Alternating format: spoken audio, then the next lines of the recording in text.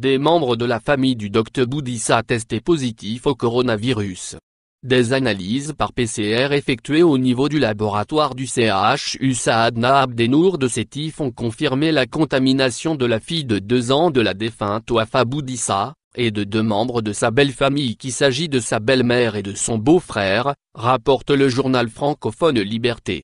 La même source a précisé que, la sœur de la défunte, âgée de 25 ans, atteinte également de Covid-19, est toujours hospitalisée à l'hôpital de Borjibou à Ridge où elle a été admise depuis une semaine, tandis que, son père et sa mère, également testés positifs sont aussi en confinement chez eux et en bonne santé. Pour rappel, Wafa Boudissa, âgée de 28 ans, enceinte de 8 mois, est décédée vendredi. Elle était infectée par le Covid-19 alors qu'elle exerçait comme médecin généraliste à l'hôpital de Raed Oued de la wilaya de Borjibou à Ridge, après un séjour d'une semaine à l'hôpital d'Inkebira, la ville où elle réside. Il est accusé avec 2 de ses collaborateurs dans une affaire de passation de marché, le DG de la PCH écroué. L'enquête diligentée par la gendarmerie qui a épluché le dossier lié à l'importation des médicaments aurait révélé des dépassements à la législation en la matière. 3 hauts responsables de la pharmacie centrale des hôpitaux PCH dont le directeur général ont été placés dimanche soir en détention provisoire par le juge d'instruction près le tribunal de Dar el Beida. Les chefs d'inculpation retenus contre ces cadres supérieurs de la PCH sont principalement liés à la violation de la réglementation relative à la passation des marchés.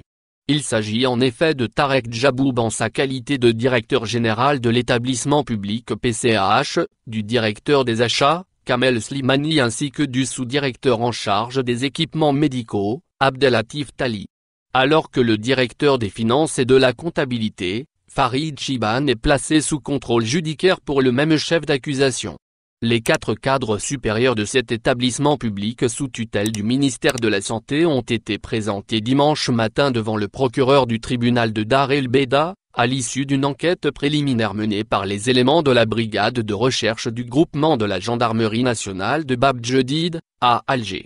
Les services de la gendarmerie nationale ont passé à la loupe les différents programmes d'achat de la PCH soit au niveau national ou international. Rappelons que Tarek Djaboub était aux commandes de la PCH depuis juillet 2019 seulement, du temps du ministre de la Santé Miraoui Mohamed. Il avait en fait pris ses fonctions en remplacement de Mohamed Eyad qui est resté pas moins de 10 longues années aux commandes de cet établissement public qui a pour vocation principale d'approvisionner les structures de santé en médicaments et en équipements médicaux. Néanmoins, il faudra rappeler que le budget annuel de la PCH, qui évolue d'année en année, était l'année dernière de l'ordre de 500 millions d'euros, alors que le budget global du secteur de la santé se situe autour de 5 milliards d'euros. La dotation budgétaire de la pharmacie centrale était en 2018 de plus de 600 millions d'euros. Ces dotations budgétaires conséquentes sont utilisées exclusivement dans le programme d'importation de médicaments et autres dispositifs médicaux. La PCH est censée régulièrement approvisionner plus de 1200 structures hospitalières publiques ou privées en différents produits médicamenteux. C'est pourquoi l'établissement devait créer son propre circuit d'achat au niveau national ou international. Et la Chine semble être devenue son principal fournisseur à l'échelle internationale. La crise sanitaire induite par la pandémie de Covid-19 a mis, en fait, la PCH sous les feux de la rampe.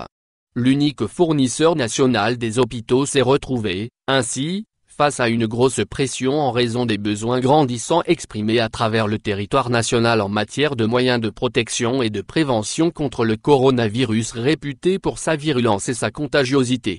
L'établissement géré par Tarek Djaboub, jusqu'à avant-hier, devait impérativement renouveler ses stocks en matière de bavettes chirurgicales, respiratoires ou les masques FFP2, les camisoles ainsi que les kits des tests de dépistage du coronavirus. Rappelons que cette crise sanitaire a favorisé la réapparition du phénomène de la rétention des stocks et de la spéculation. Propagation du Covid-19 dans la wilaya de Béjaïa, les structures hospitalières débordées. L'unité de Frantz Fanon, qui accueille près d'une centaine de patients, et les 3 services de l'hôpital Khalil Amran, qui en compte une quarantaine, affichent complet. La wilaya de Béjaïa vient d'enregistrer une nouvelle vague de contamination du coronavirus, due principalement au relâchement constaté ces dernières semaines dans l'application des mesures de prévention. La situation est tellement alarmante que les autorités de la wilaya s'attellent à ouvrir prochainement le nouvel hôpital de Souk El Tenin. En effet, la direction de la santé et de la population DSP de Béjaïa a déjà entamé l'opération d'équipement de cette nouvelle infrastructure de santé publique qui a reçu, jeudi dernier, la visite du Wali Ahmed Mahabed. Selon les responsables du secteur de la santé, sa mise en service serait imminente. D'une capacité d'accueil de 60 lits, cet hôpital flambant neuf devra permettre de désengorger les structures hospitalières en charge du Covid-19, lesquelles semblent être débordées, étant donné que le nombre de patients hospitalisés ne cesse d'augmenter au fil des jours. Il faut souligner que les services dédiés à la prise en charge des personnes atteintes de coronavirus au niveau du CHU de Béjaïa s'avèrent exigus pour faire face à l'afflux des malades. Le manque de structures d'accueil dans la wilaya se fait de plus en plus sentir. L'unité de Frantz Fanon, qui accueille près d'une centaine de patients, et les 3 services de l'hôpital Khalil Amran, dédiés au Covid-19, qui en compte une quarantaine, affichent complet. À noter que le dernier bilan communiqué avant-hier par le DSP de Béjaïa sur les ondes de Radio Soumam fait état de 8 nouveaux cas confirmés positifs, dont 7 sont des éléments de l'unité de police d'Ouerguir. Selon le même responsable, le nombre total de cas testés positifs depuis le début de la pandémie s'élève à 495, dont 21 sont décédés. La dernière victime enregistrée dans la wilaya est un homme de 74 ans, originaire de Tizine Berbé et hospitalisé à l'EPH d'Aoka. On déplore, en outre, un nouveau cas de décès suspect d'une femme d'Amizour, à l'âge de 76 ans. Le premier responsable du secteur de la santé à Béjaïa affirme, par ailleurs, que quelques 177 patients atteints de coronavirus sont actuellement hospitalisés dans les différentes structures hospitalières de la wilaya, dont un cas admis en réanimation et un autre intubé. Quant au nombre de personnes déclarées guéries, il est de l'ordre de 312. Zegmati indésirable au Conseil de sécurité, sur les traces de Bouaza. Le ministre de la Justice n'a pas participé au dernier Haut Conseil de sécurité. Tombé en disgrâce, le sort de Belkacem Zegmati semble déjà scellé. Élément clé dans le détournement de l'appareil judiciaire dont il a fait une caisse de résonance au profit de Gaïb Salah puis de ses résidus, les généraux Ouassini Bouazak, incarcérés, et Amar Boussi, limogé. Le garde des Sceaux devra répondre de ces actes qui ont porté une grave atteinte à la sacralité de la justice et à la noble mission des magistrats dont le syndicat est monté au créneau, encore une fois, pour dénoncer les dérives de l'ancien procureur général près la cour d'Alger.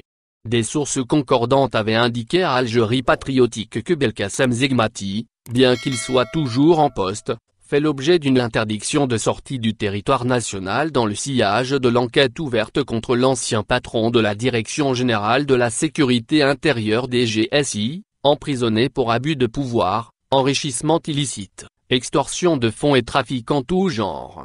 Les 2 hommes, fidèles parmi les fidèles de l'ancien chef d'état-major de l'armée, ont utilisé la justice comme moyen de chantage et de pression. Le procès de Ouassini Bouazak, qui a balancé tout le monde lors de son interrogatoire dirigé par la Direction centrale de la sécurité de l'armée des CSA, a permis de mettre à nu l'ensemble des membres du clan qu'il dirigeait et dont Belkacem Zegmati et le général Amar Boussi font partie, au même titre que le général Abdelkader Lakshekem, directeur central des transmissions au niveau du ministère de la Défense nationale. Ce dernier a lui aussi été entendu par la DCSA et il lui a été enjoint de se tenir à la disposition des enquêteurs. Le clan de Ouassini Bouaza a, pour rappel, mis en place un système de fusibles au sein des rouages de l'État, de sorte à parer à toute défection ou refus d'exécuter les ordres. C'est ainsi que des directeurs de cabinet, des directeurs centraux, des juges, des procureurs et des responsables à tous les niveaux de la hiérarchie ont été désignés aux fins de traduire en décisions administratives et en verdicts les ordres émanant de cette bande qui est en voie d'être démantelée et jugée. Cette quarantaine imposée à Belkacem Zegmati intervient dans le sillage d'informations persistantes relatives à un remaniement du gouvernement qui serait programmé de longue date mais que le président aurait retardé en raison de la crise sanitaire et, vraisemblablement aussi, de considérations d'ordre politique. Le terrain étant miné, Abdelmadjid Tebboune et le chef d'état-major par intérim, le général Saïd Changria, procèdent lentement et avec prudence.